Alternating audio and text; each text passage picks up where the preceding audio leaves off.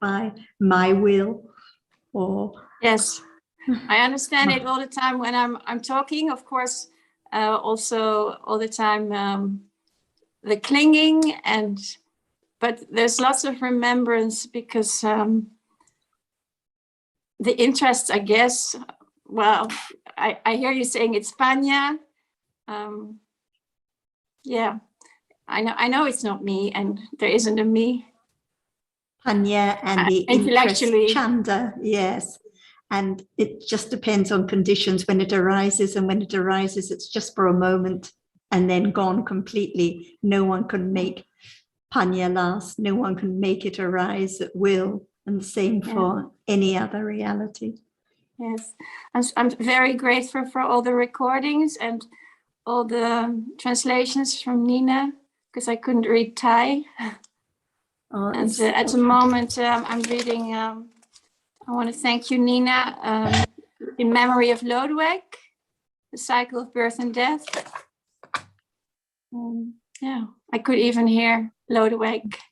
Yeah, I was so happily surprised. It was so nice. She talked about Lodewijk, that she had heard him. Because we're all very grateful to Nina for her translations and writings. We all benefited from them. And when I just joined the club, I didn't know Nina was alive. And then I'm so amazed at all your ages. Although I also understand they're just moments and everything has gone, but that's all intellectual yet for me. Oh, thank you. I think, Jan, are you here now also? Sawadee. We were just talking to Chanti, who is also from Holland and joining us for the first time today.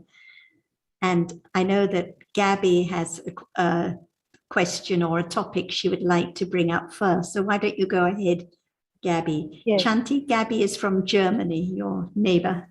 Carry on, Gabby. Sawadee Ajahn. I have a question. I have a question to the Buddhism and the fear of COVID-19. I mean, there's a lot of questions I could pose, but you have very forcefully pointed out the great danger to the teachings of the Buddhas through wrong use and meditation centers and not studying respectfully and correctly. And you urge us to be sincere and said a Buddhist is one who knows what the Buddha taught. And here is one sentence, it doesn't, I'd like you to explain a little bit more about. At the end of your talk on the radio, you say, if we profess to be Buddhists, our understanding needs to be in accordance with the Buddha's awakening. Can you say more to this sentence, please? Because you see that there's no understanding of whatever is now appearing at all, right?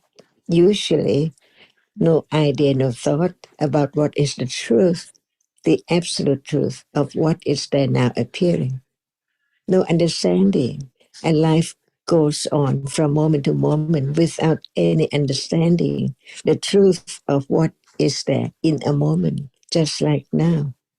So it seems like one is fast asleep, not wake up yet to know what is there as it is. So at this very moment, if one talks about what is there, and without hearing about the truth of it, who can know what is there as it is? That's why it seems like one is always fast asleep, not wake up to know what is what at moment when it's there to be known. So now we can talk about whatever is there to understand whether what is the truth of it. For example, at this moment, there is seeing. Seeing arises by conditions. Without the eye base, seeing cannot arise. Without that which can impinge on the eye base, seeing cannot arise at all. So even seeing, what is seeing? A reality which arises just to experience an object right then, as it is. At moment of hearing, the reality which experiences an object is conditioned to arise to hear the sound. That's all. In truth, just only that very moment of hearing, no idea about the meaning or the story about what the sound represents at all. That's why even right now, we just talk about the absolute truth, never change. The truth has to be absolutely true. No one can change it. For example, while we are talking, there is saying, who make that saying arise? It's there while there is hearing and thinking, but not the same moment at all. What is not known is not the same moment. One moment of seeing, there cannot be other thing as object. Nothing is there, only that which is seen. And at this very moment, even one closes one's eyes, sound is there. Nothing is there. Is that not true? But when they arise so very, very rapidly, falling away instantly, continuously, succeeding one another all the time. So they seem like they are together. If just right now, seeing and thinking and hearing, but just one moment cannot be two objects appearing to that which arises to experience. So we just talk about the truth, the absolute truth, no matter who knows or not have any idea the truth of it, it has to be just like as it is. No one can do anything because actually what is there is conditioned to arise and falls away. No one there at all from moment to moment. Is it true or not true? Just talk about the truth, the absolute truth, that nobody can change the way it is. Seeing, if it does not arise, there cannot be that which is seen at all, no matter what. And without its proper conditions, it cannot arise. For one who doesn't have the eye base at all from birth or at any time, they cannot be seen instantly if there's no eye base, which is conditioned by Dhamma as condition. So there are so many things unknown. The conditions for the arising of what is there is not known, because even the characteristic which appears is not as it is. Because it arises and falls away instantly, it does not appear. At moment when it arises and falls away, and what appears is that which seems there all the time, no arising and falling away. Just what is taken from moment to moment as something. Just to learn what is the truth, what is the truth of what is there. One at a time, different realities. For example, thinking is not hearing.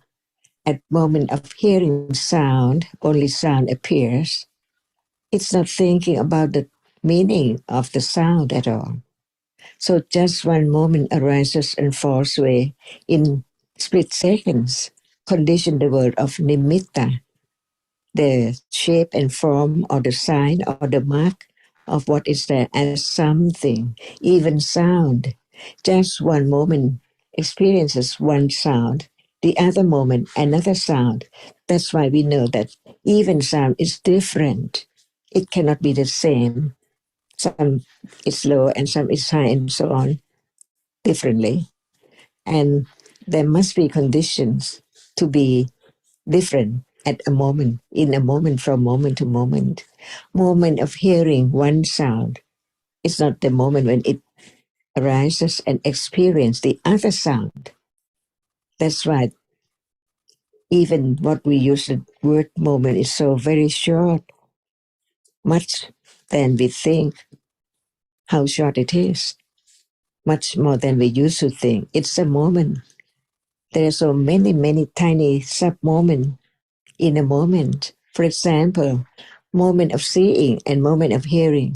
They cannot arise together. So how short from moment to moment, arising and falling away instantly, continuously, but different ones, unknown.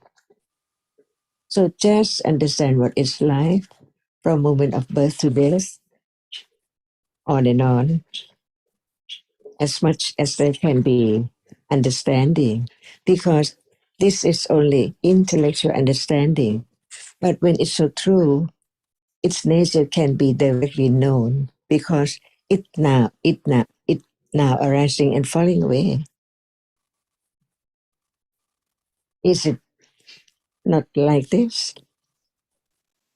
Previous moment and this present moment cannot be the same moment. So the object which is different too, from moment to moment. Just learn to understand the truth of what is there anytime. That's all. To know whether it's true or not. And when it's so true, it can be directly understood, directly penetrated. Its truth as now. It arises and falls away, never to return at all. In samsara, circle of birth and death. From birth up to now, the object which is experienced is not the same at all.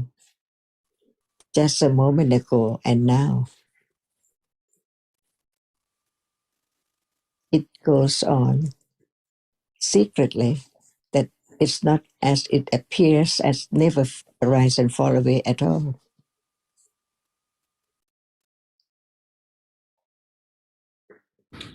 And Gabby, I think what Ajahn is explaining here is exactly what you quoted earlier, that a Buddhist is one who knows what the Buddha taught.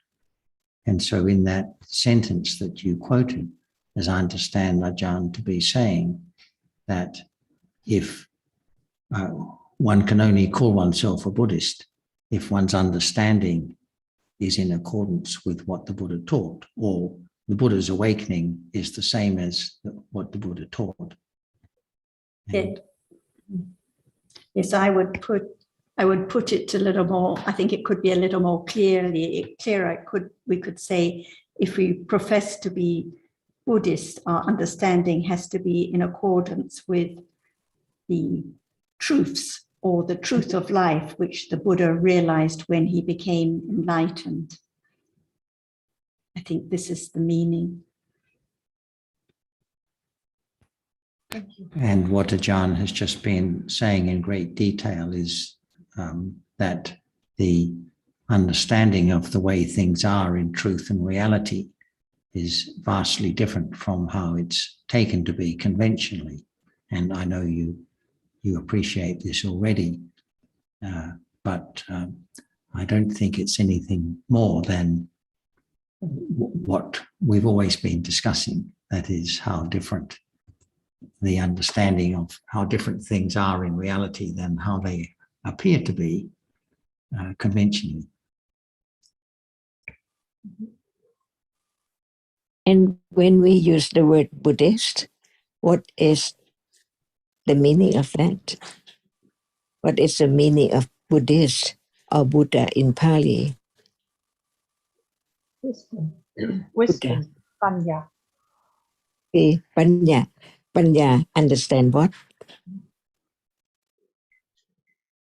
Panya understands Dhamma.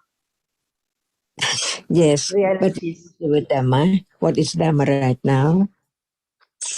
It has to go on and on and on to find out the absolute truth of Dhamma. When we use the word Dhamma, it means no one and no thing. And Dhamma is our reality, the absolute reality, no matter who calls it or not, this word or that word. No one can change its characteristic at all. So the Buddhist is the one who understands the truth of what is there as it is. For example, hardness. When there is touching, what is there as the object appearing, heat or cold. And who is hot or cold? Impossible. No one there, because it is conditioned to arise to be hot, heat, or cold. That's all. And gone. So when when it does not appear, and we think that it's there, is it right? It does not appear, but one thinks that it's still there, right or wrong. And actually, in truth, even at moment of touching, hot or cold, it arises and falls away many, many moments. That's why we learn to understand how short is a moment of experiencing an object that can be known by nimitta, the image, or the what we call it as it is, something. But actually, it's the image of seeing, because now it cannot be only one seeing moment, which sees and sees and sees and sees, arising and falling away, and many other moments of that characteristic which experience we call citta are there in between one moment of seeing and the other moment of seeing.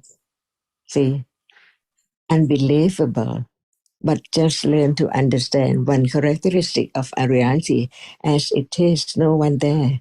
No one can make anything arise at all, because now they are arisen and then fallen away. Who knows? But since it's so true, it can be directly understanding with awareness little by little. For example, hardness now. Before touching, is there hardness? By conditions, it can arise and then falls away in split second. When it's not known as the object, who knows that which has arisen and fallen away instantly all the time. So that which appears when there is touching is that which has arisen. And no one knows the moment when it arises and falls away. But later on, when right understanding develops on and on and on of one characteristic, there can be a moment of understanding other object as not the same object, not the same moment of experiencing, little by little, until it can let go the very strong clinging to that which appears as something. That's why there should be very careful studying, considering about the truth. For example, there is no one. It seems easy, but how can it appear as no one? Because at moment of touching, hardness is there. Closes one's eyes, nothing can be together. So at moment of opens one's eye, it has to be the same. No other thing can be together with hardness at all. It's only a moment of experiencing an object which is hard. Is that true or not true? Just develop the understanding of the truth of that which appears until it can appear to right understanding, which gradually let go the idea of something. So it can be moment of studying and understanding more and more of that which appears differently at different time, different moment. But they are all the same. There must be conditions for whatever arises to be there, but so very short and then gone. And this is what we call life or the world. The moment of arising and falling away by conditions, different reality, unknown, until there are moments of beginning to pay attention to the truth of that which is just right now as it is. The sound is not the sight, and thinking is different from seeing and hearing. Happy feeling, pleasant feeling is different from unpleasant feeling. How come? Different conditions. No one can make anything arise at all. It's there already. That's why the next moment has to be conditioned by many conditions. And when it is there arising, no attention to the truth of that characteristic as not anyone at all, only that very reality which has such particular characteristic, different from others, from moment to moment, that's all. And this is life from day to day, from moment to moment. The absolute truth appears unknown as is no one and nothing at all. And if there's no the reality which can experience an object, there cannot be any world at all.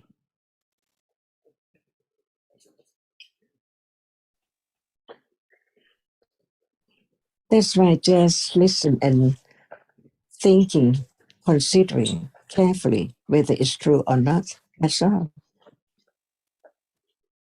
Because the truth is the truth.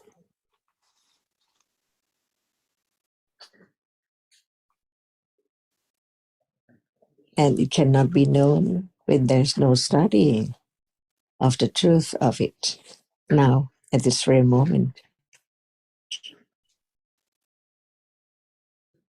Because that which has gone cannot be object of understanding, no more at all. Absolutely gone, never to return. Even right now, everything is just like that. But what is there as object can be studied. That whether it's I or someone or something or nothing, only that which can be seen, only that which can be heard, that's all. Only in a very short moment.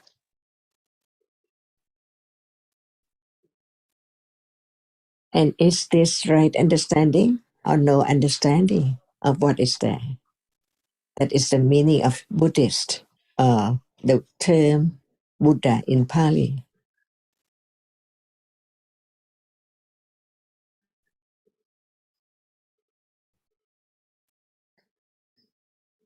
Yes, that's right.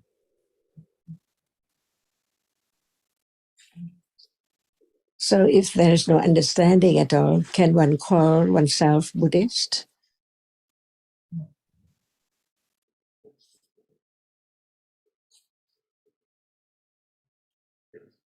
And it's understanding of what the Buddha taught that is being referred to, of course. And what the Buddha taught is what he became awakened to. So in that sentence, when it refers to the Buddha's awakening, it's referring also to, it could also be expressed as what he taught, because the two are the same.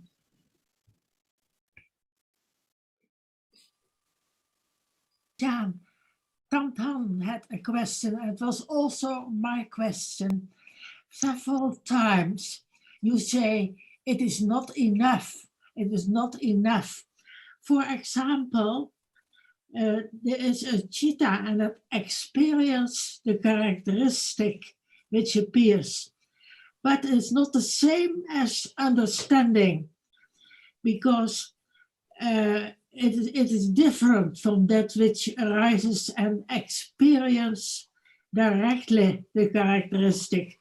So we were wondering, when you were saying it is not enough, it is not enough, I thought already when the characteristic is experienced directly, it's the beginning of right understanding. So I wonder whether you can please elaborate a little about what is not enough.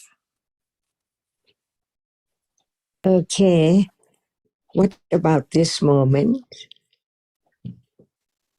If there is no understanding at all, is that enough? Right now, No, it's not enough. if experiences does not show up as it arises, and when it's the object of understanding of its nature, nothing can be there together at all. Otherwise, it's not directly aware of that with understanding. So even now, seeing is not understanding, or that which just arises to experience the object clearly, the chief of experiencing, is not the cetasika, the mental factor. So at the moment of experiencing what is there now, which we call seeing, no understanding, or is there any understanding? When there's no understanding, the moment of that which cannot understand is real, and we use the term avijja, no understanding, or moha, which cannot understand the truth of that at all. So at moment of understanding is different from moment which is not understanding. Different reality. And is this enough? Otherwise, what is there now as it is? No doubt about each different characteristic of that which is experienced and that which is experienced. And the other moment, no understanding of that which is there, no matter it's the experiencing or the object which is experienced. Different characteristic, different reality. Attachment is not the same as moment of getting angry. Anger is not attachment. They cannot be the same at all. And when it's there, no understanding of the truth that actually it's not me who is getting angry, but our reality is conditioned to be such. Nothing can be done. Someone might think that I'll try not to get angry, but impossible because it's there. Each moment cannot be known when there's no understanding of the truth of it as it is. There must be the idea of moment of experiencing as I, because it's a moment of experiencing an object. I see, I think, I like and dislike all the time. But actually, like is not dislike. Different moment, different reality. Ignorance, not understanding the truth of what is there as it arises and falls away. And the moment when there is this understanding that how come to that which is now appearing, it has to arise and it must have its proper conditions for its arising to be different ones too. That's why the beginning of the truth, but it's not enough, because enough is that which is the Four Noble Truths to be known. No doubt about it, because the first has been known, the second has been gradually letting go, eliminated, and the third, the Nibbana, the moment when it cannot arise again, and the path leading to understand that from moment of hearing and considering and keep on, not forget about what is there. For example, today, no matter what are there from moment to moment, unknown, like or dislike all the time, is there any even just a moment of thinking about it's only hardness, it's only like, it's only dislike. No time to understand what is there because not enough conditions to even thinking about it. It's not me. It's just a reality. So it begins now to know that it's a reality. And in a day, later on, who knows whether it arises again or not, depending on conditions. That's why Panya develops from moment of hearing, not enough, considering, not enough, experiencing directly, not enough, until the moment when it enlightened the absolute truth of that very moment of nimitta, of one reality at a time.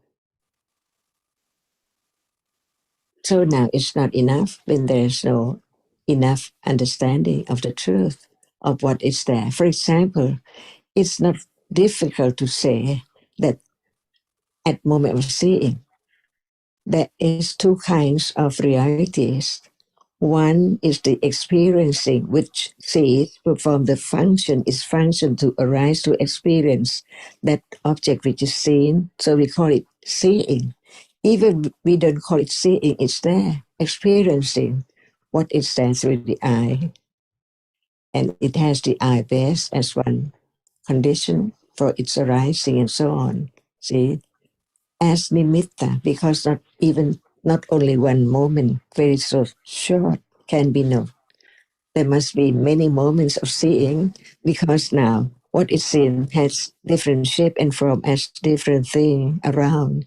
So how many moments of seeing, arising and falling away, experience just a dot of what is seen on and on, until it conditioned the memory of something there by shape and form as nimitta, the image of that as something. That's why what appears now is just the image or sign or marks of that which is experienced through different doorways. Is this not true? Just learn to understand the truth, as no one. And this is the only way to let go the idea, to cling to the moment of experiencing, no matter what, as I, all the time. When there's no I at all, they are only conditioned reality which arises to experience an object and then gone instantly until it's enough to experience the object directly, until it appears well and to appear so clear as vipassana jnana, and more than that, until it let go the idea of self completely, never to arise again as sotapanna. And not enough until arahata-ship has attained.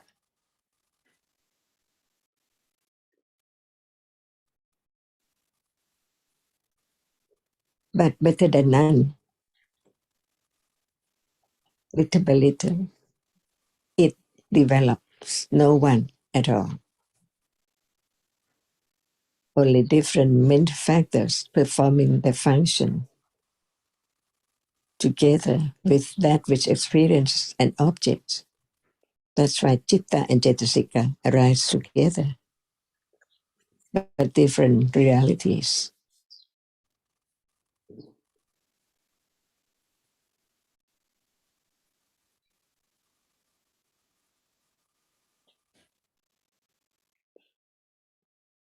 And when that which is now arising and falling away is not known clearly, there cannot be moment of letting go the idea of self. Even it's no self, but the clinging, the wrong understanding, take it for I and things.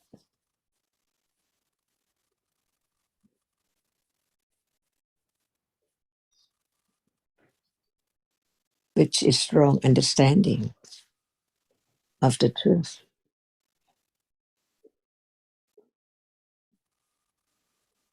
Ajahn, I like the way you explain it in connection with the Four Noble Truths, and that it is not enough until arahata.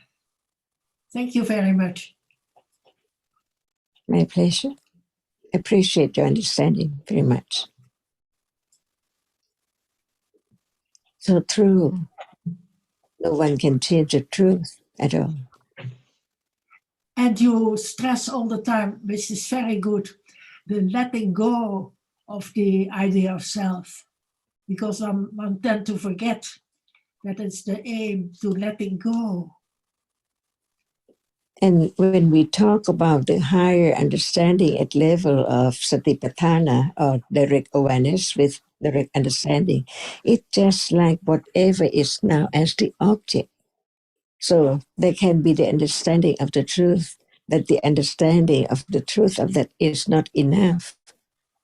Otherwise, the same object, the very normal and common object as usual, can be object of understanding at moment when it's there. For example, touching without any understanding is different from moment of touching and begin to understand that. Without understanding of the truth of that, there cannot be the letting go of the idea of thing or self at all. So the whatever is now appearing can be and has to be the object of direct awareness in order to let go the idea of self, little by little. We don't have to look for or find out any other object at all, only that now which appears. So the understand how much ignorance about that, because there is no understanding of the direct object right now.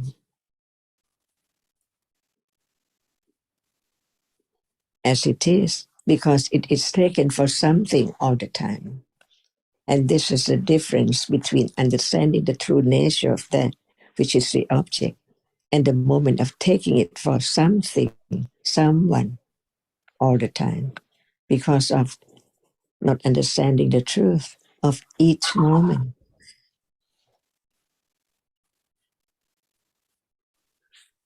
So ignorance is not far away, and right understanding is not far away from this moment, but they depends on conditions for their arising, to be ignorance or understanding. The object is exactly the same like now. That's why not enough until the object as daily life appears through the highly developed panya to let go. There is nothing at all, only that which is there as one object. That is so true. In a moment, there is only one object, one characteristic, one reality experienced. But it's taken from many things and people and situation and so on. That's why learning to understand that what is the truth of that which can appear through different doorways.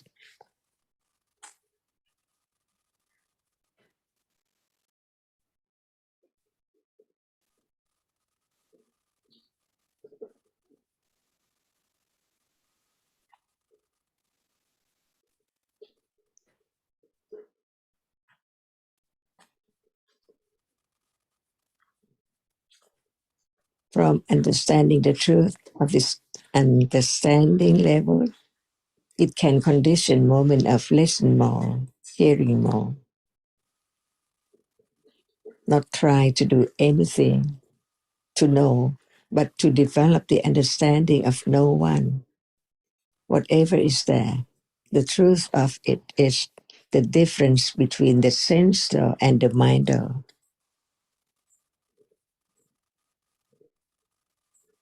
Because the sensor experience the characteristic which cannot be taken for anything.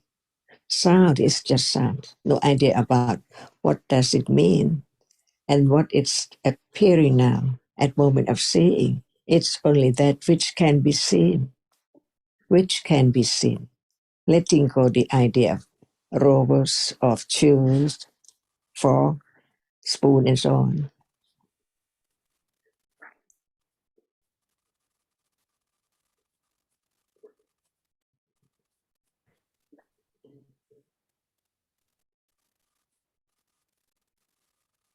Mute, sorry. Ajahn, you speak about the difference between sense door and mind door, and that becomes only clear at the first stage of vipassana jnana, but it is very difficult to know the difference between, because when sound is experienced through the sense door, immediately afterwards it is experienced through the mind door, but the difference is not known at all. That's right. Not everything can be known. Only that which is conditioned for right understanding unexpectedly to know what, because it hasn't arisen yet. For example, right now, who knows what would be the object of that level of understanding? But it has to begin at this very moment. The experiencing is not that which is experienced. See? It's only the idea intellectually understand the difference between that which is experienced, the visible object, not anything, and that which experiences. But the characteristic of that which experiences is not being object of awareness yet. That's why no thought about it in a day that is thinking about that which is experienced all the time. And when there is like or dislike, it's not the moment of understanding the truth of that which is the chief of experiencing before like or dislike arises. See, that's why each one is different. It has to be precisely understood. Otherwise, they are mixed. For example, that which experiences, it can be like, dislike, or conceived, or whatever is there. But that which experiences not those mental factors at all. And it's there from birth and keep on arising and falling away by conditions all the time. No one pay attention to that reality at all. But from hearing that there are two different kinds of that which can experience, one is that which arises to experience the object clearly, clearer than the other reality which arises and experiences the same object, but not the chief of experiencing the characteristic of the object, but like or dislike, that which is the object after together at moment when citta experiences the object clearly. See? Otherwise there wouldn't be cittanupassana satipatthana as one satipatthana. Because it's there all the time from moment of birth to death, but never understanding the truth of it as not me at all, until right understanding begin to understand this moment, any moment, and this moment, that which experiences. At that moment, no idea about other thing, but the development of that which experiences is there, little by little, because it's not been aware for eons and eons time ago. So the moment when it begins to develop the understanding is almost unknown that it's there. Very, very short moment, from moment to moment, like holding the knife's handle. How much it wears away is not known at all. And there can be doubt, see, and doubt cannot be that which is the chief of experiencing the object. It's another mental factor. It arises by conditions. But doubt, condition, doubt, sometimes on and on, until right understanding is strong enough to let go. When it let go that, it can understand the next one. It's different from that which is doubt, and on and on and on. So the object of understanding can be a little clearer and clearer as it is directly aware of. For example, aware of others now. It's different from just touch it.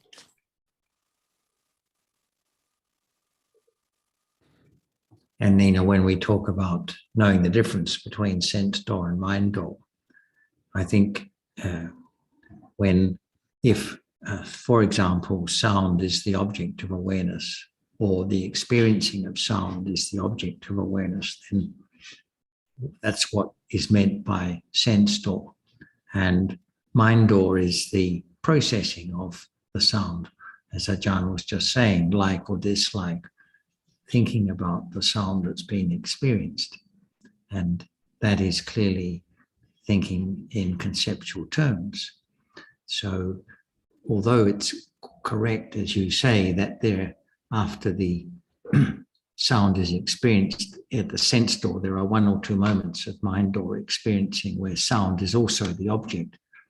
I think we're not talking about knowing that very fine distinction, but just generally between awareness of sense door objects and the experiencing, the direct experiencing of the sense door object on the one hand, and thinking about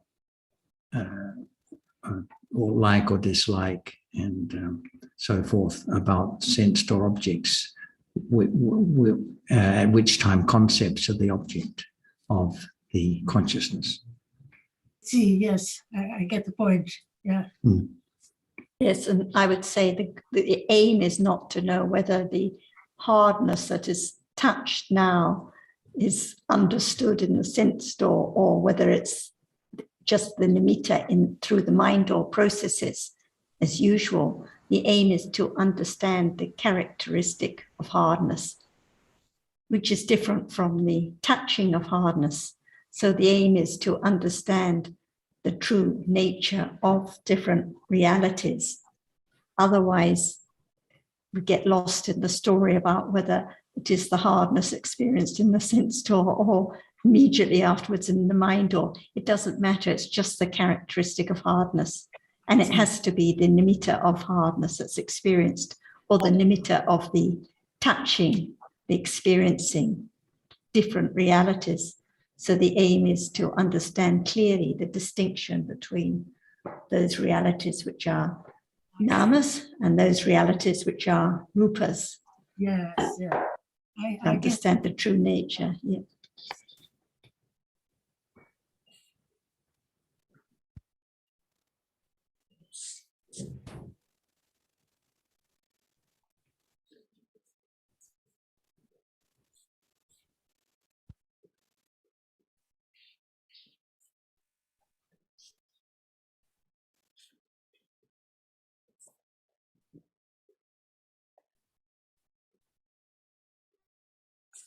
Because it doesn't matter. We know usually understanding arises in mind or process, but it doesn't matter whether it's in sense door or mind door, because it's the understanding of the reality itself that is important.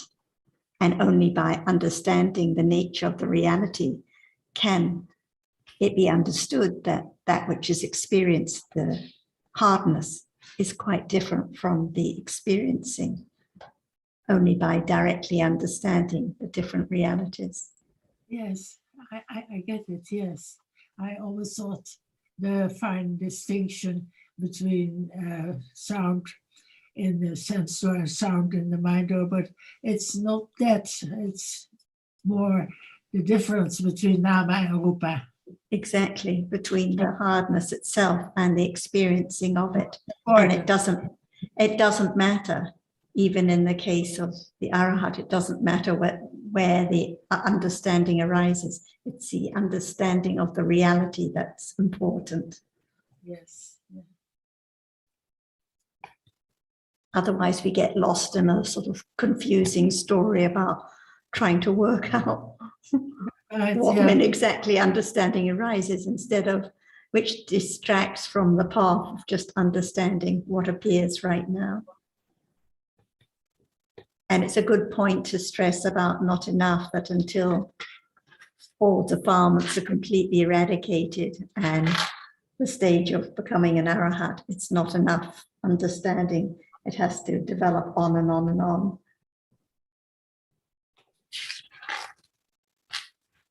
And I think there were some good points last week or the week before about memory, because of sanya.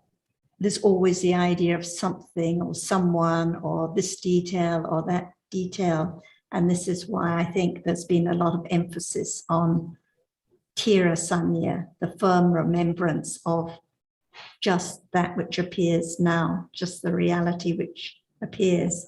So the Sanya has to also develop with understanding to become really firm, to remember the truth of about what appears right now to be understood.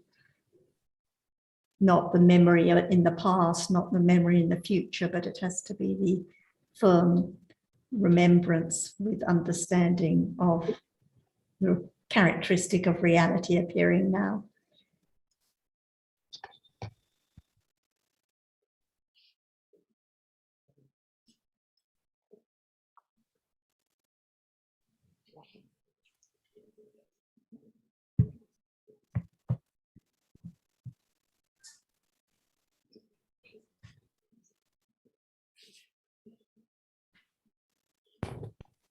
Chanti, some people came later, so they didn't meet you. So for others who came later, Chanti is also from Holland and has been listening and studying quite a lot recently. And you, one or two people are waving at you. And you mentioned that before you followed some meditations like metta, and how it was frustrating because you realized you couldn't do metta, or whatever one would like doesn't arise at will, because actually dhammas are anatta. Is there anything else you would like to say, or any comments on what we've been discussing so far today? Well, again, all my respect to everyone. And in the worldly world, I'd like to know first the greeting you used to Sujin and write it down. Could you spell it for me?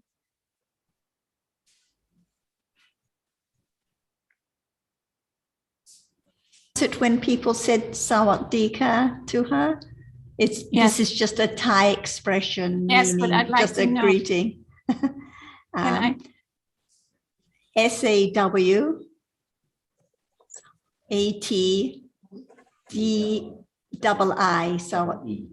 DEE, sawadi. And then if you're a female, you say ka, KHA at the end. Men say something else, so we say sawadika. It's just a greeting in Thai. But you can also say hello, it's also fine. Anything is fine. Impression when Ajahn says that in the beginning, that he really mean it, that he really mean that everyone will have more understanding and all the good in her voice. I can hear it. I'm also impressed to hear it from Ajahn.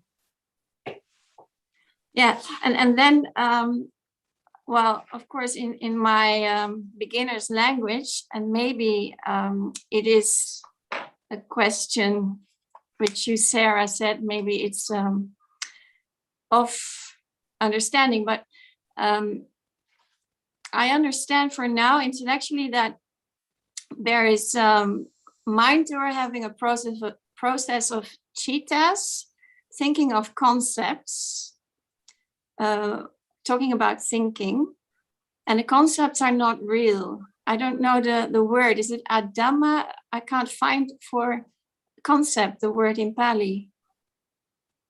We may use the word sometimes panyati. So Dhamma refers to what is real. So any nama, that is any chitta or cetasika, is a nama. And any reality that can only be experienced, such as the visible object or sound, is rupa. And if it's not nama or rupa, if it's not a dhamma, then it is a panyati. Okay. So P-A-N-N-A-T-T-I, panyati concept. Yes, I remember now. But so if this panyati happens after the reality has fallen away, and there's not knowing which thoughts or panyatis are going to come next, and yet there's no choice. And I'm wondering if there can be said more that, looking how to put this, realities happen and influence the thinking, the panyati, yet the unreal panyati has an influence on the reality. So do you get what I mean? So what we learn, of course, as you know, is that at each moment in life, chitta arises and falls away. There's a moment of experiencing at each moment in life. In truth, no one experiencing, no one thinking, just chittas arising and falling away. And each chitta must experience an object. So seeing experiences visible object, which is a rupa, a dhamma. Hearing experiences sound. But at moments of thinking now, thinking about Nina, thinking about the view out of the window. The thinking is real, the citta is real, but that which is thought about, the object, is an idea, a concept, an impression. So the thinking arises and falls away, and it experiences a different object. And memory, sanya, remembers what has been thought about. So this is why the memory also accumulates and remembers the name of Nina, the name of Suchin. Maybe next week you remember Sawat Dika because of memory that has thought about and remembered that idea. So at any moment in life, either a Dhamma is experienced or a concept. And at a moment of thinking about the concept, it is the object that cannot be thinking without that panyati, but it's just for a moment and then gone, no more thinking about it. Another moment thinking about another idea. So the panyati convey the meaning about realities. Like in a dream, there's thinking about different panyati again and again throughout the dream. But if there had not been realities, if there'd not been seeing, if there'd not been hearing of sounds heard, there couldn't be any thinking about them. So the reason there is thinking about different ideas, different dreams, is because there has been the experience of different realities. And while dreaming is just thinking about concepts, but now in between the thinking about the concepts, there are the different sense door experiences. So there's seeing of visible objects, hearing of sounds, experiencing of different realities in between the thinking in the mind door about different ideas about what has been seen and heard. So most of the day we live in a dream as well, the fantasy land, living in the world of different stories, different concepts, different dreams, which are thought about and imagined.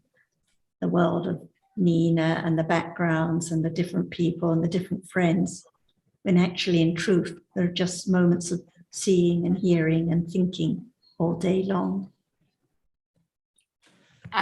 I follow, but if we take it very narrow, does this mean that it's like either a dance between concept and reality, or is concept just like a veil covering the realities which continue? Like you said, this impression is remembered by sanya. So are these happening at the same time? Because I'm trying to understand. Great questions. Yeah, really, really good questions. My name's Robert. I've been Hi. Hi. Yeah, really excellent. You're really honing in on key aspects of Dharma there. The way I look at it is the Dharma doesn't change anything. You know, the concepts have always been there. They will always be there. The experience and the realities are there. So everything's just the same as it ever was. The only thing that changes is gradually more understanding about the difference between concept and reality. So that's the way I look at it, that we're not changing things, but by listening to the teachings and gradually seeing how they really are true, wisdom and confidence gradually grow. Anyway, that's my little 2 cents for today. Nice to hear you talk, by the way. Really, really good questions. Thank you. And I would like to add a little bit too. Thanks, Rob. Chanti, you're asking about the relationship between the reality that's experienced and the concept that follows, and so on, vice versa. We really are more inclined to talk about the relationship between different realities, because the concept is not something to be known and understood. So instead of talking about the relationship between the sense door reality and the concept that follows, we could consider the sensed or reality and the thinking, which has the concept as its object, which follows. And that thinking is conditioned by one's accumulated tendencies. Because when a sound is heard, one person may like it, another person may dislike it, according to their accumulated tendencies. Just like taste. Some people like certain taste and other people like a different taste. So the thinking that is occurring all the time is conditioned very much by the accumulated tendencies that have been accumulated over a long, long time. And one thinks according to the way one is predisposed to think. I don't know if that makes it a bit clearer, but the concepts, we don't have to spend too much time thinking about, because they're just the object of the thinking. The thinking is the reality, and the concepts are its object. And in fact, the more understanding there is of the realities, the more these different questions, the answers resolve themselves, because when it's clear that seeing is real, thinking is real, but the idea is just an idea, then by understanding the realities, it's apparent what is meant, that they are just different ideas, different dreams. So, and just to add a bit more, realities condition each other in many different ways. So I think you used the word influence. Does the reality influence the concept or the way it's thought about? Well, we wouldn't actually use the word influence, but it is a condition for the like or dislike that follows in a certain way. But the greater influence, if you want to use that word, is the predisposition that is there already to like or dislike that particular object. I'm going to listen 100 times back this thing, but thank you very much.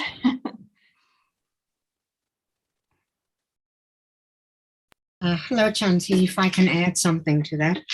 However, there's no study, one could not understand the Dhamma without, say, we'll call it living in the world of concepts. We couldn't begin the process of even listening to the Buddhist teachings,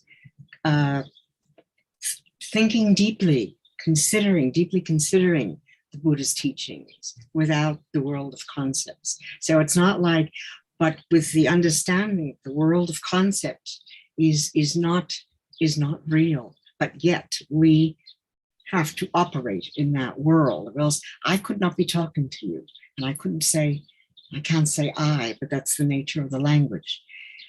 So there's, with the understanding couldn't grow without thinking about it as well, without the deep thinking, which is basically, one could say, in the mind door. So one cannot happen without the other. There will always be, as John said, there are always going to be concepts. They're going to be there all the time. However, it's understanding what they really are, but understanding that they're necessary as well, because there would be no understanding of the Dhamma without it. I guess I'd like to thank you very much, Betty, to put it in a picture, and that's too soon. It's lots of I wanting, clinging. Thank you. That's right. It's the understanding that there's no I, and the understanding of impermanence, and the understanding of dukkha, because all the realities have those characteristics. and even when there's thinking about, I would like to put it in a picture, it's thinking. So that thinking is conditioned by memory of what has been heard, and memory about what has been thought about. And so the thinking is real, but I want to put it in a picture. It's just an idea. So the understanding comes back to this moment, the thinking, the seeing, the hearing, the doubt, the wondering. So these are just dhammas. So what is to be known is the reality appearing right now, even whether, no matter it's thinking, no matter it's doubt, no matter it's seeing, because this is daily life. Something makes me so happy that there's no understanding yet. So precious, something to be yet learned and to see. There's so little known yet now. It's very true. It's so precious to appreciate how little is known, how much ignorance there is, and how long understanding has to develop. And it's not my understanding or anyone's. It's just the reality that has to develop and accumulate. And the careful considering and reflecting about different realities is the way that it will develop very naturally, always at this moment. All the time, the I is, I think the word is manas, is arrogance. Like, I know, I understand, I can do it. And that feels very hurtful as well, even in the body. And the other thing is in between, oh, I don't know anything, and it's so relieving. And seeing that I is not real. It's a continuing dance. Trying to understand, trying to work it out, trying to get the picture is just more lobha. Clinging to the result, trying to get the answer, and this hinders as well. Different from just understanding what appears right now, no matter it's ignorance or mana or clinging or whatever it is. Yes, thank you.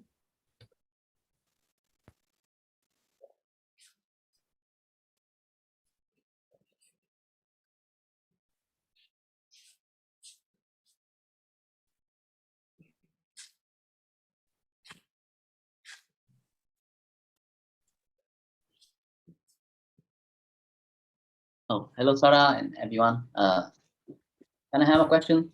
Hi, Anli, go ahead. Yes. I'm coming very again curious about technical aspects as well. So I thought we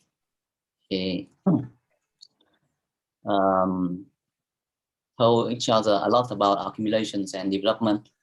So to me, it seems that I know that seems that those are hetu, the cause like dosa, moha, loba, or aloba, musas accumulated. That's also the way the pana develop, right? That because without accumulations of panya, there's no development of pana itself. So it seems that those are hetu citasikas accumulated. And nimitta also accumulated, and as we talk today, the sanya, the memory is accumulated. But is that all citasikas accumulated? Can we say that the phasa, for example, or manasikara, or even vedana, are they also accumulated? And Anli, Yeah. it's not the chitta or the cetasika that is accumulated, because these rise and fall and they gone, finished. They rise, do their job, fall, go away, they're finished. So it's not there, but it's accumulations that are left over from them. Yes. But accumulations are not realities in the same sense as hearing, seeing, tasting, smelling, thinking, so forth. Okay.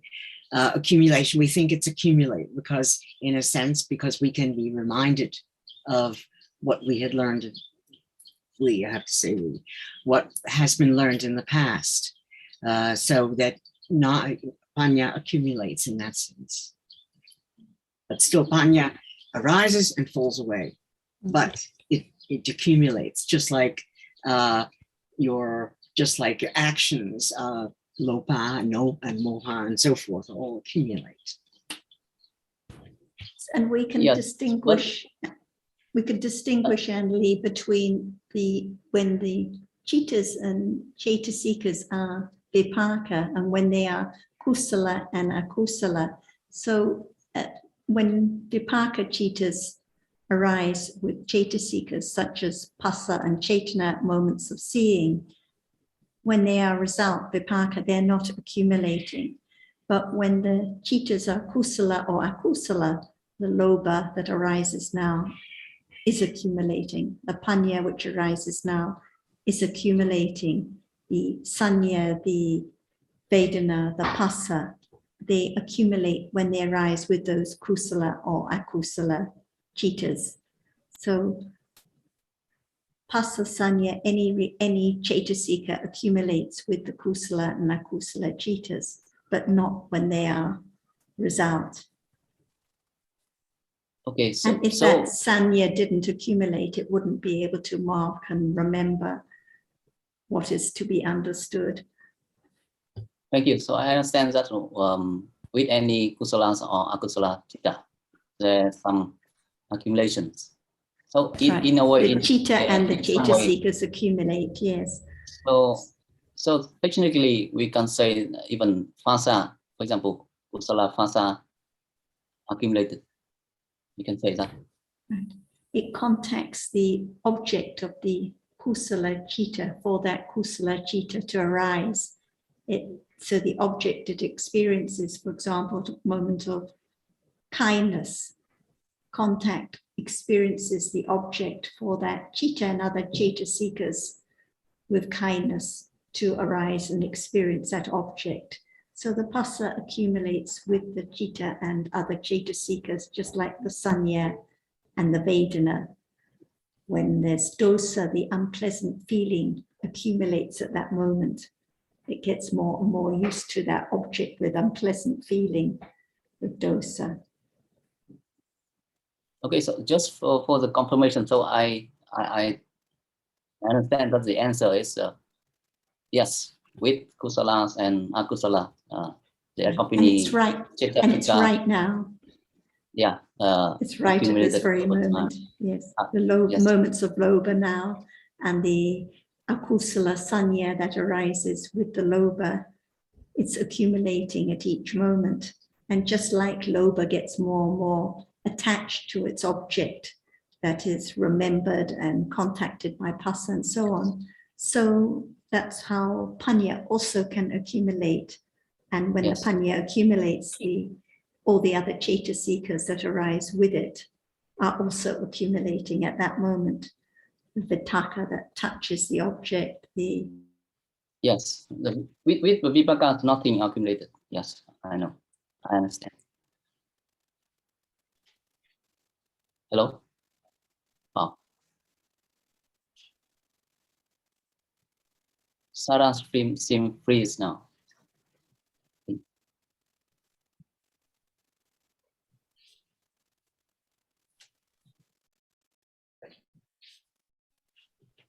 Are you there, Anne-Lee? We've lost the. No, I thought I lost you. I lost Sarah. No, I think she was just finished saying what she needed to say.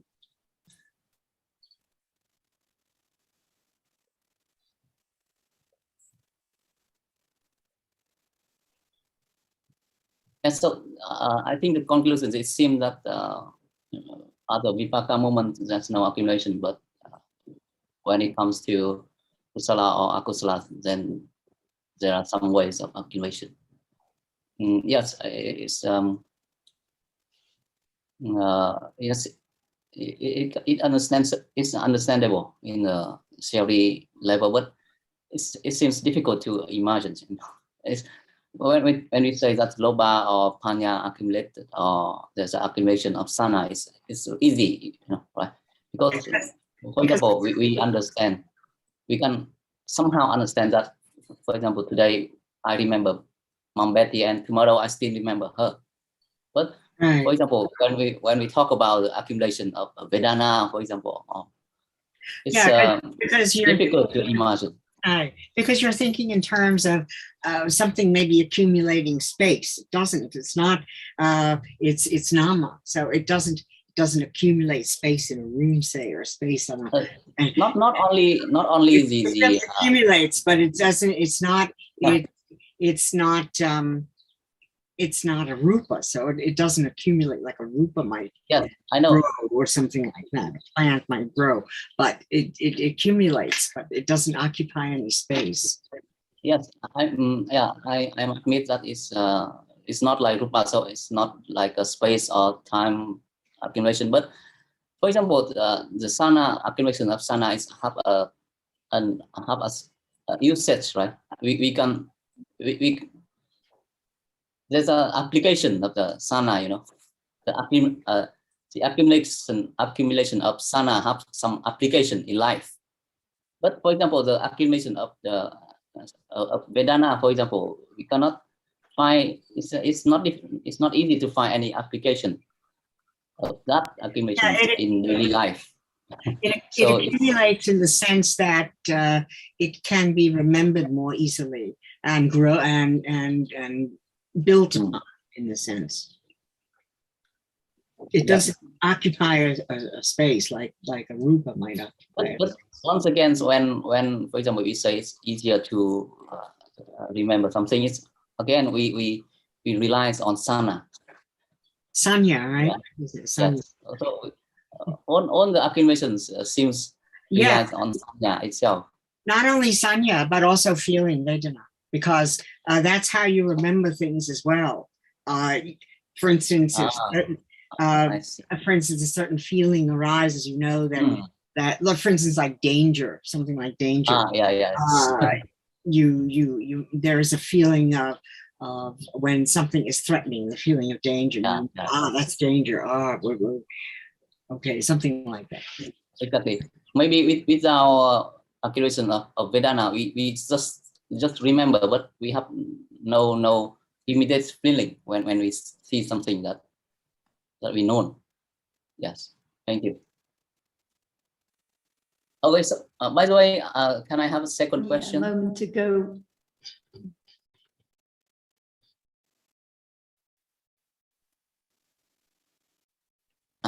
Hello, are you saying something? Can you hear Sarah? me now?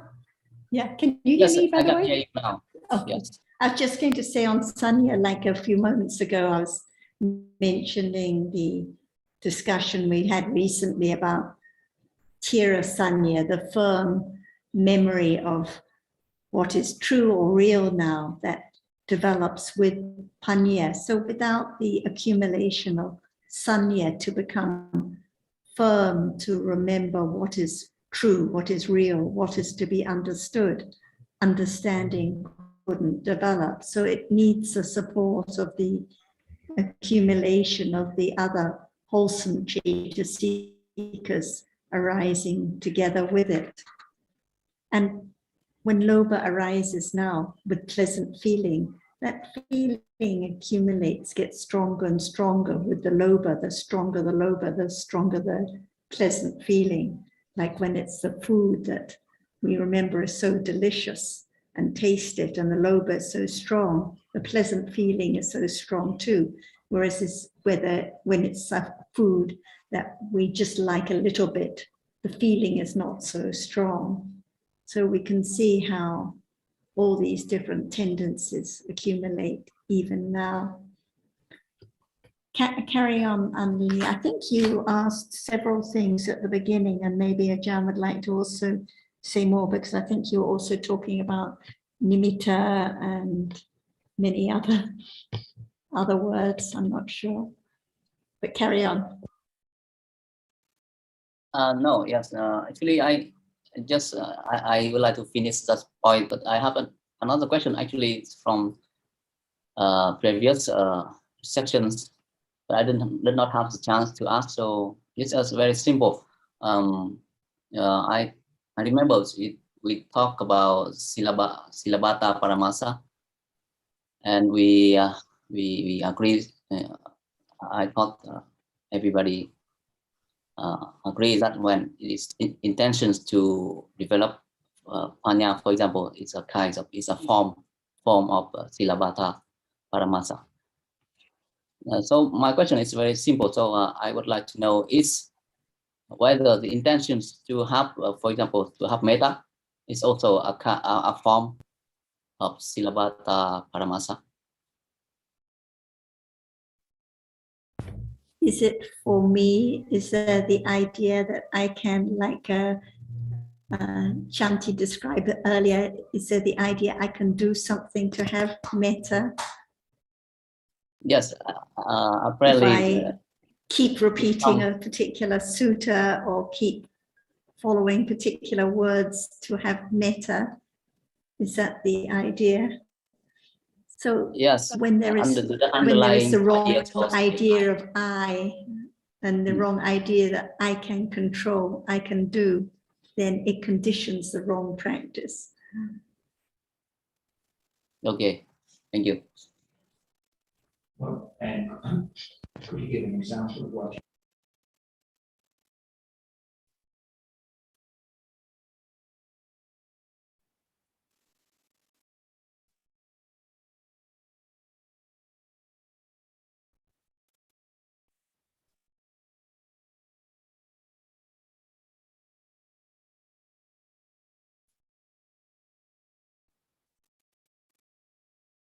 Only I was just wondering what you meant by an intention to have metta. Could you perhaps give an example for us? Thanks.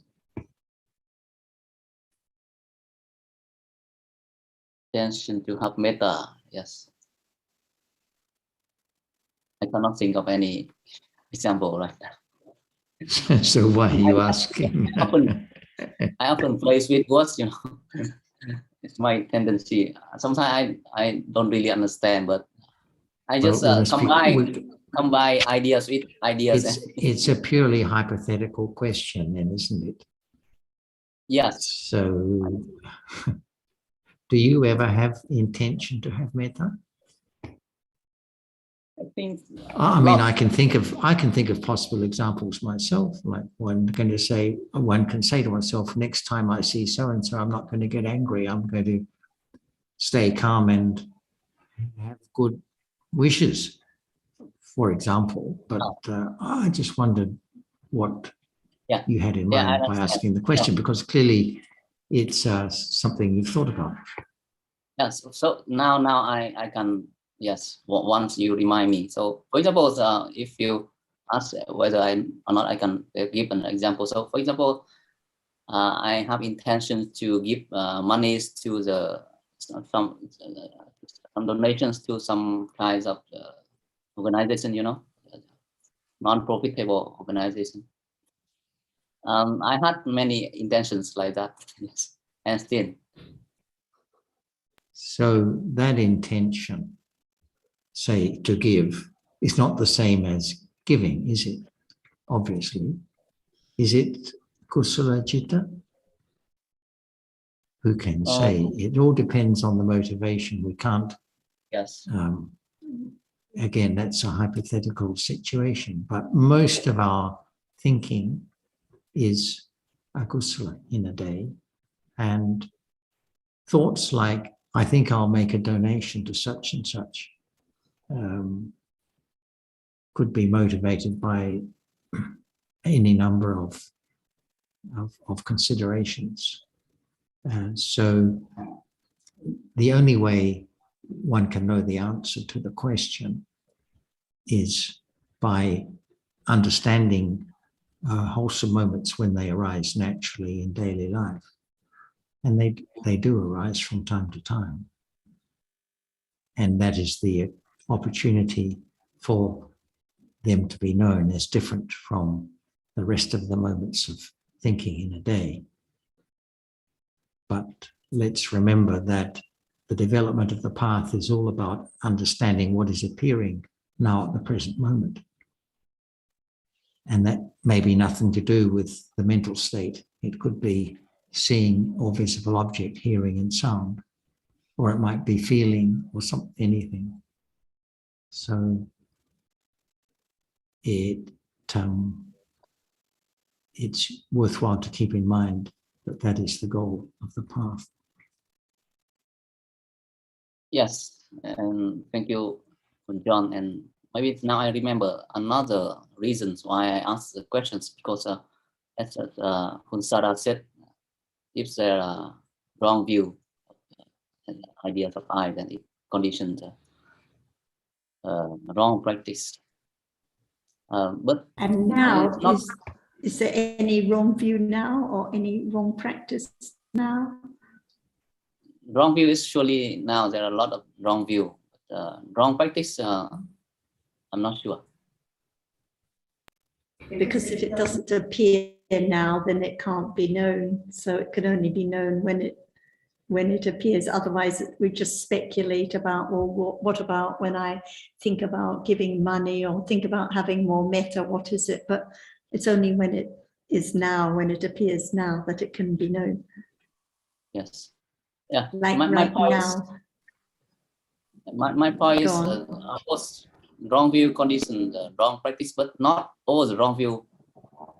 It's not necessary that all wrong view becomes paramasa, silabata paramasa. Right? But, if there is no wrong view, there cannot be any wrong practice, but there can be wrong view arising that doesn't condition wrong practice. Like yes. Ajahn gave the example, someone who's never heard the Buddha's teachings, plenty of wrong view, but no interest in trying to have understanding or trying to have more metta, for example. Yes. And for example, there can be thoughts of us doing some kind of wrong practice, and then immediately recognizing those thoughts as being in wrong view. And so they're not followed, they're not acted upon. So no wrong practice follows.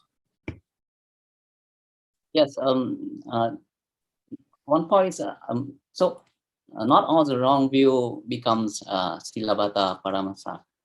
So why we are talking a lot about silabata paramasa? Because it seems that it's very dangerous, one of the very dangerous kinds of wrong view, more dangerous than other kinds of wrong view. For example, I would like to be healthy, so I practice yoga, for example.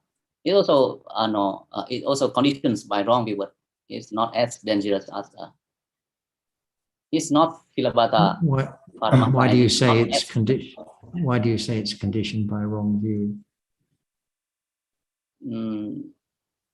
It's a speculation again.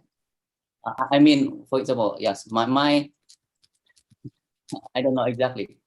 I think that because I want to wrong be view is wrong view about the way things are in truth and reality. So a wrong idea about, I don't know, something conventional is not necessarily wrong view. It may involve wrong view or it may not. Oh. Sorry, yes, I'm not sure. I often just just my own idea. Again, the wrong view can only be really known by its characteristic, not by the situation. So examples of this and that are only useful in giving us an idea, an intellectual idea of the realities, but the actual reality can only be known by its characteristic as and when it arises. So the same situation can involve wrong view sometimes, or other times may not involve wrong view. And for one person, it may involve wrong view, and for another person, not. We could say that yoga is good for one's health, and it's not always true, because if you practice too hard, it's going to be detrimental to your health. But to say that yoga is good for one's health doesn't on the face of it involve any wrong view. But it could, because some people could take it so seriously that they think there's a direct connection. So technically, can we say that's an arahat still can maybe practice yoga, for example? Sorry, again, please. Technically, can we say that an arahat can still practice yoga?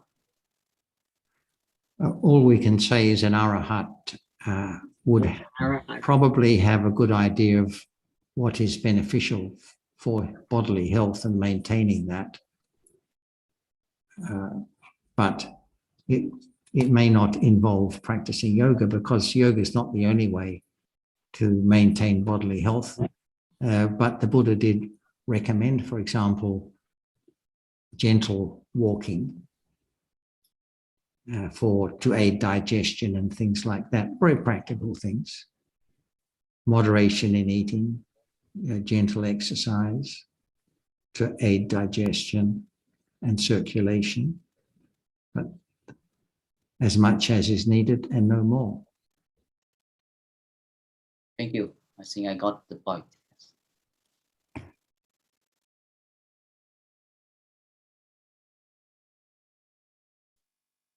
Let's see if John would like to add more to any of your topics. And also, I remember brought up one a few weeks ago, which wasn't really finished because it was at the end of the discussion about samatha and jhana and so on. But anyways.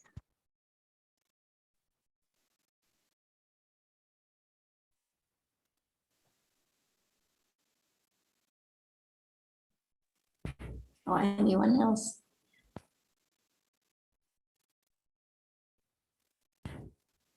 Are you speaking, Ajahn? We can't hear you. I like to listen very much. Enjoy listening. Anyway, the point is, whatever we're speaking about, no matter whether it's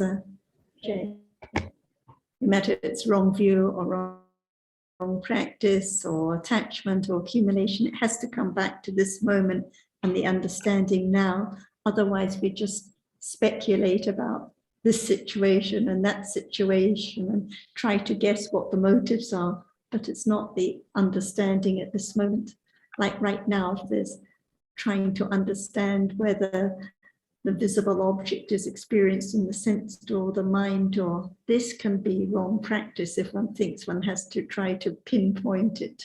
So it can be even at this moment, or trying not to be annoyed or thinking one shouldn't be annoyed or shouldn't think so much. It can be wrong view, wrong practice anytime, but it can only be known now when it arises. And I think that as we usually forget about the citta, the reality which experiences the object clearly, we usually forget about sanya, the memory of what is there, as I too. That's why the five khandas, Vedana khanda, the four nama khandas, Vedana khanda, Sanya khanda, Sankhara khanda, and Vijnana khanda. Because we think of sanya as what is there, is known and marked and remembered by a reality which is not citta. Citta just experience the object clear than the other mental factors. But at that very moment, what arises with it is a reality which arises to mark and remember what is the object as it is. When it arises with ignorance, sanya marks and remembers with no understanding of the truth, taking it for something permanent. And when it arises with right understanding, it marks and remembers the characteristic of that which appears as it is to right understanding. That's why sanya is very important too. When there is the idea of something, what condition that? Sanya marks and remembers shape and form and the characteristic of that as something permanent. That is why it is nitya sanya, sukha sanya, and atta sanya almost all the time when akusala arises. That's why we forget about this very important reality which keeps on the world to take what is there as something. That's why it conditioned the nimitta and the panyati of that which appears, but it can arise with right understanding, even that is taken for something, because no one can stop understanding that shape and form as something, but no wrong understanding anymore about the truth of it, as it's just a moment of experiencing an object, that's all. So whenever there is nimitta, because of sanya, marks and remember, and when it is the intellectual understanding or concept, it is that which marks and remember that object as that and that. And when it's right understanding, sanya also marks and remember the truth of it with right understanding arising together with citta, that which directly experienced the object. But now, as citta is not be the object of understanding, as sanya, it is not the object of right understanding, when no one pay attention, no awareness of it. That's why it also depends on sanya, the firm confidence, tira, sanya, to condition the moment of now being aware of the truth of that which appears at moment of touching. Because usually no attention to that at all, just passed on and on to other object instantly. But when sanya is there, it begins to condition the direct awareness with understanding of that object as this is true, this is a reality, it has its own characteristic, and the characteristic appears, but when it's not to the right understanding, it appears to the sanya, which marks and remembers it as something. That's why each moment is so very complicated, very delicate to develop the understanding of the truth of each one. That's why if we talk about them all together in just group, it's impossible to understand each one as it is, to let go the idea of self at moment of seeing, hearing, thinking, liking, or whatever is there. That's why sanya is very important too, because it's wrong sanya for quite a long time, sanya vipalasa, as it is permanent, as it's atta, something.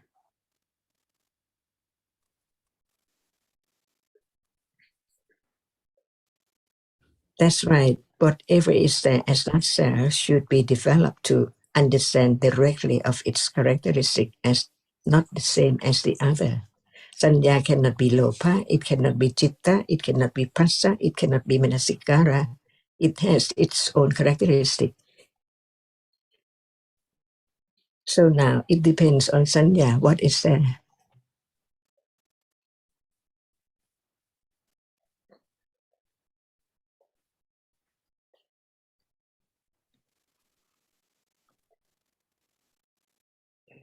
But no intention to try to find out the characteristic of sanya. All depends on conditions. How long will it take to begin to be aware of sanya or a particular object? Depends on conditions, not under anyone's control at all. But it has to be known as it is. Otherwise, it's I there lacking.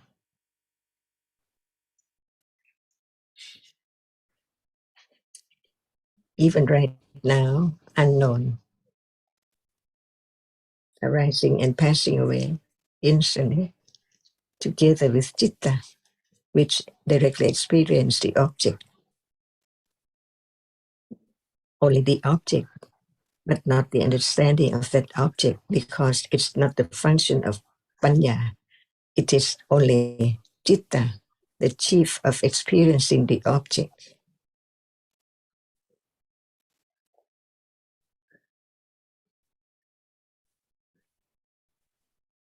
And can there be moment of beginning to be aware of sanya? Is it there in a day sometime? What moment? If it hasn't arisen yet, it's not the object to talk about, whether it's there or not there. But when it's there, beginning to understand, without sanya, can there be thinking about such and such object?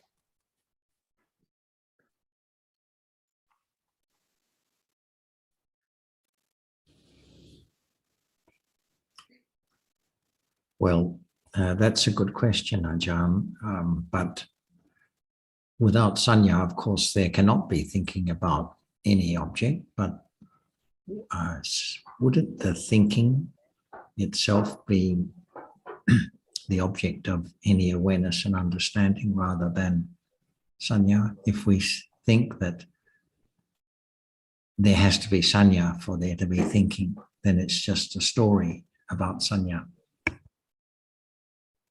That's why it's not just seeing, hearing, smelling, tasting, touching that should be known as that which experiences an object, but even at moment of seeing, at that moment, there can be moment of thinking about sanya. But it depends. Usually, there is the idea of something at moment of experiencing that until some moment in life, at moment of just thinking about a story or whatever an object is, because of sanya. Otherwise, that cannot be the moment of thinking of that at all. Beginning to see the thinking as it depends on sanya. Because there are so many object experiences in a day, but what can be the object of sanya to mark and remember and think about and condition moment of thinking about it? No selection, no choice, but by sanya, just think about that. There are so many happenings in a day, today and tomorrow. What would be object of thinking about what is there now as yesterday of tomorrow, depending on sanya, which now marks each object which appears.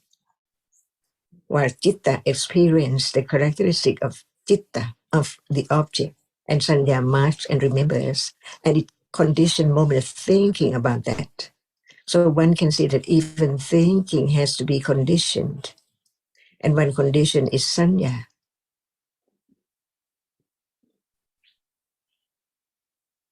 Even right now, see?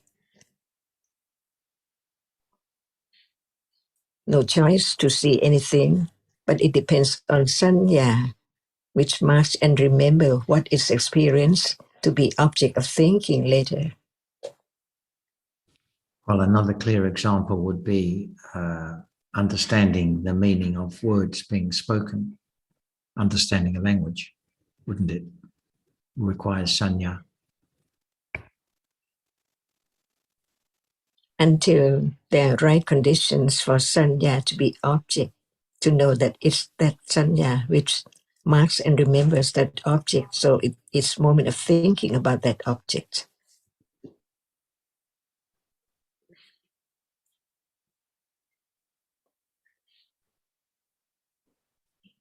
That's why it takes quite a long time to develop right understanding with direct awareness of what is there right then, instantly.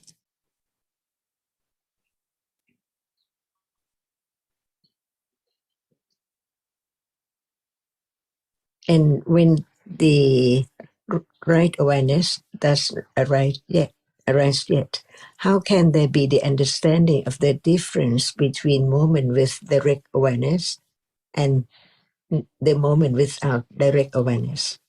Only when it arises, it is there by conditions.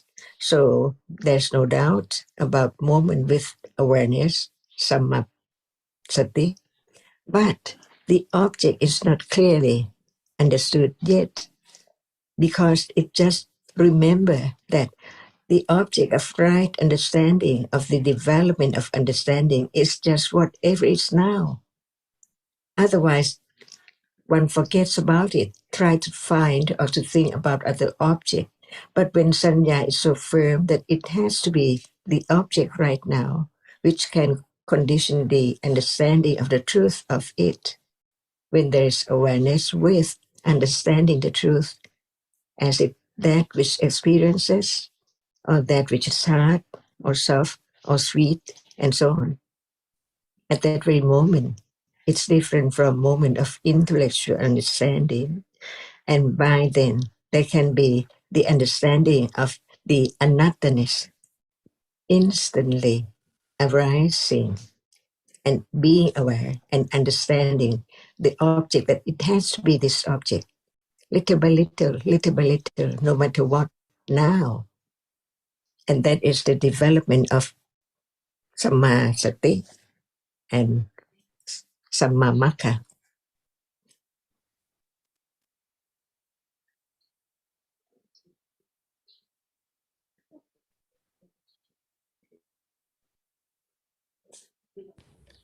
And Anli, this is the opposite To of when understand there is. whatever is there in ourselves. That's all. Even sanya right now, thinking right now, seeing right now, what is there right now, just at moment when it's there, and then gone instantly. That's why it doesn't matter at all what would be the object of direct awareness and understanding.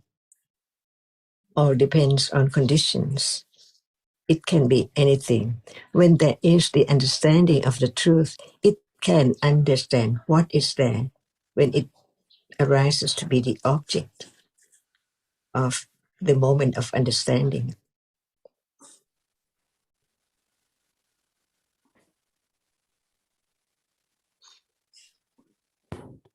And I was going to say, Anli, this is the opposite of when there is trying to be aware of sanya, or trying to know now whether it's kusala or akusala sanya, or trying to have metta. So this is the wrong path, the wrong practice, and it can be any time, even now when we're hearing about realities, trying to catch the seeing, trying to know what is the visible object.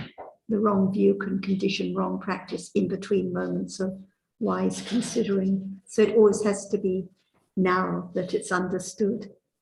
Otherwise, it's just thinking about a long story about what is wrong practice. But even now, there can be understanding of what is right view and what is wrong view.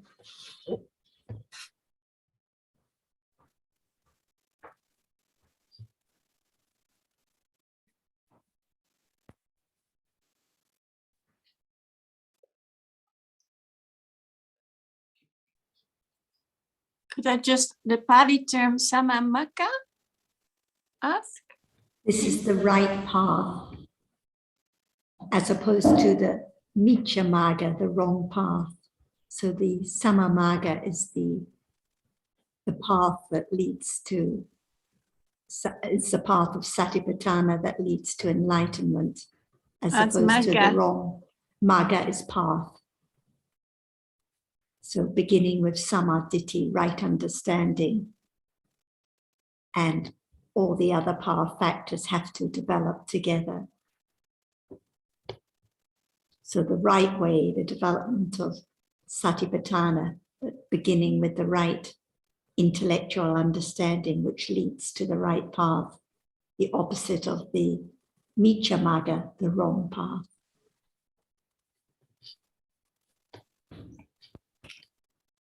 And Anli, getting back to your question about Silabbata Paramasa and why it's given so much importance. Well, I think that as we were discussing the other day, perhaps you weren't present, Silabbata Paramasa can be gross or subtle. And obviously the gross examples are the very strong wrong practices mentioned in the teachings, like behaving like an animal, and that worshipping fire and so forth. But there are much more subtle forms of Silabhata Paramasa,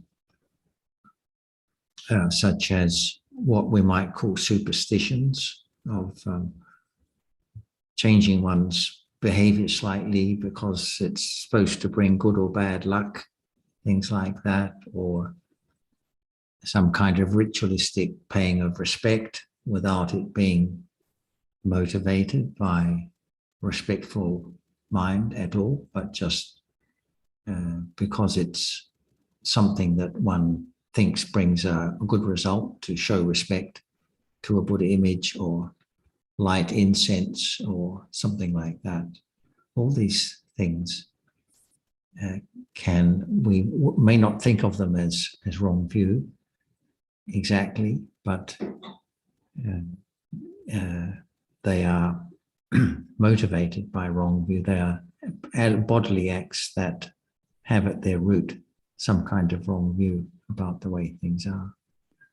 So it's helpful to have the idea of Silabhata Paramasa, wrong practice or ritualistic practice, in addition to wrong view, because wrong view encompasses a lot more than just this kind of ritualistic practice. And that's why I think it's mentioned separately.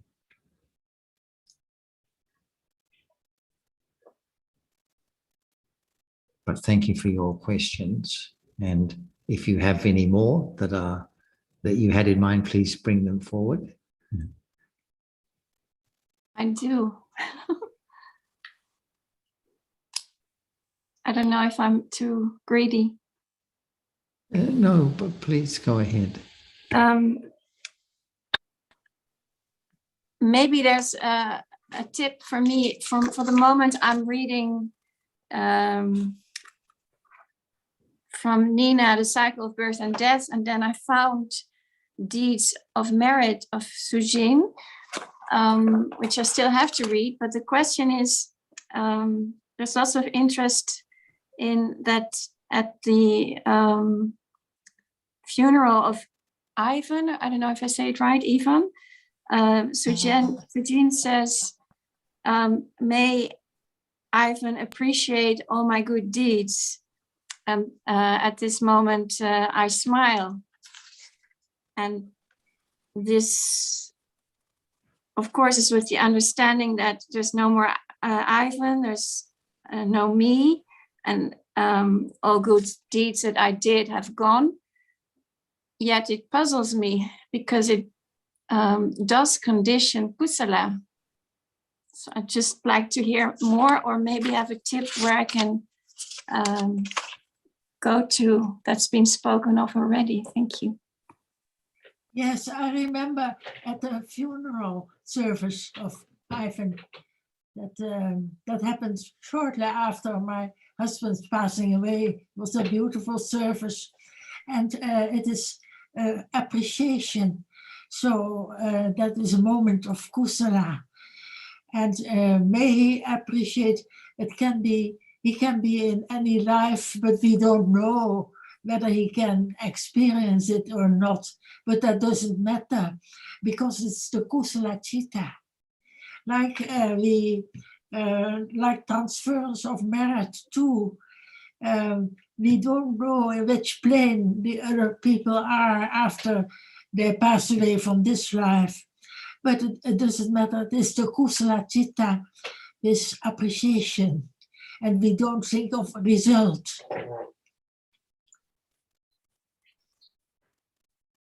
If I may add, Chanti, it's like now, you can talk to people, to Sarah, to Nina, to anyone, and talk about kusala, the value of kusala, and talking about mudita and the different Brahma Viharas, knowing that in truth there are no persons, just realities. So in the case of someone who has just passed away, one of the reasons when that names are thought about and spoken aloud is that certain planes, those beings who have just passed away, can can hear, or through which other ever means, can hear and appreciate the good deeds that the people who are left behind do. So it's important to name that person. Otherwise, they wouldn't know. Like now, you have to name, who you want to address to. You have to say, Sarah, this is what I want to say. And it's the same thing, more or less. So there's a particular plane where the person who has passed away has the chance of appreciating the good deeds done by those left behind. And one of the conditions to let them know of those good deeds is to mention their name. Or we can just say, may anyone who can appreciate it in any realm appreciate the deeds.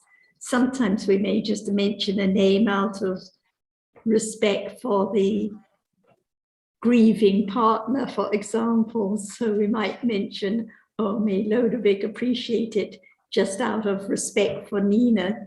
So, but actually it's for anyone who can appreciate it, what is the kusala in any realm at all. We have no idea who or what, but for anyone who can appreciate it.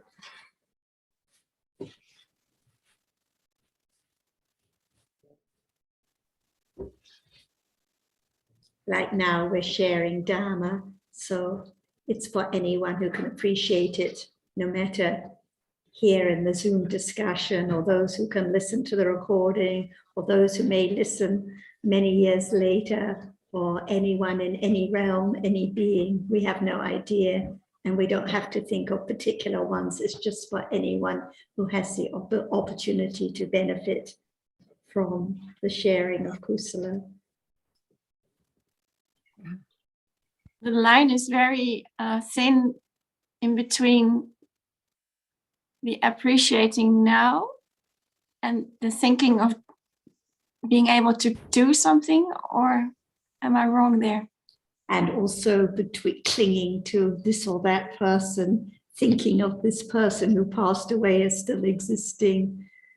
So that's why it's so subtle, the teachings, and the moments of kusala so quickly followed by moments of clinging and moments of wrong view, thinking that that being still exists when actually the one we knew as Ivan will never be Ivan again. So many different cheetahs that follow in rapid succession. And the point you're making, Chanti, I mean, that's probably one of the reasons.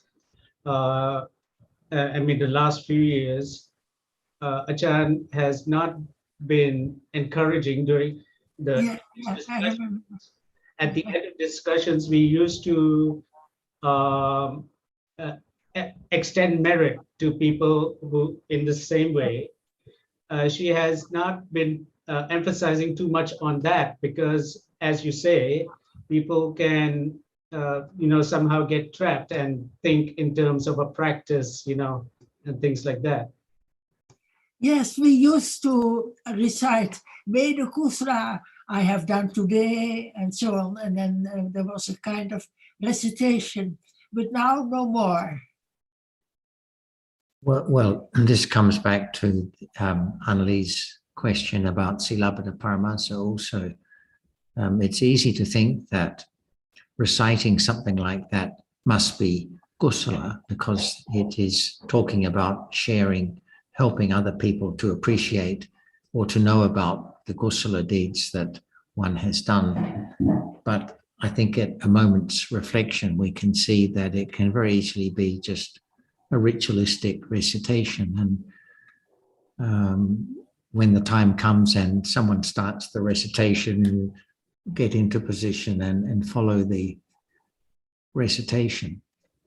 One's thoughts may be, could be on anything, what has just been discussed, or may truly be about bringing to mind the kusala that has been done. And that's another example of the usefulness of understanding or hearing about the Silabbata Paramasa. But as you say, Chanti, there's a thin line between the wholesome appreciation of kusala at the present moment and thinking that this is what should be done. And it can only be known right now, at this very moment. Right now, very much appreciation. We appreciate your appreciation. I think Yes. it's time for us to finish. So hope you can join us next time, Chanti, and so we can say Sawati Ka to Ajahn again. Look forward to seeing everyone next time. Thank you, John. Thank you, everyone. Thank you, Ajahn. Thank you. Thanks so much. ขอบคุณมากครับท่านอาจารย์สวัสดีครับ Sawatki. Bye, everyone. Thank you, everyone. Thank you. Bye-bye. กราบเท้าพระ Nice to see ค่ะ you, อนุโมท May, นากับคุณ everyone. คุณจอน everyone